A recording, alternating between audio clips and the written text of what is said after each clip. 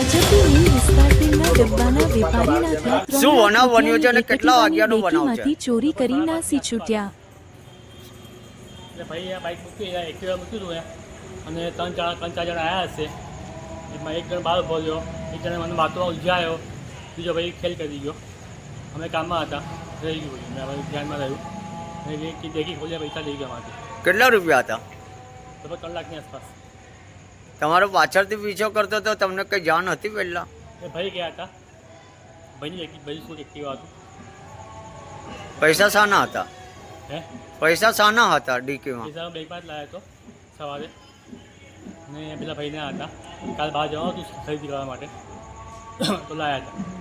શું નામ તમારું? વિપુલભાઈ. આ વિસ્તારનું નામ શું છે? યાકુતપુરા, જબરી મિલ.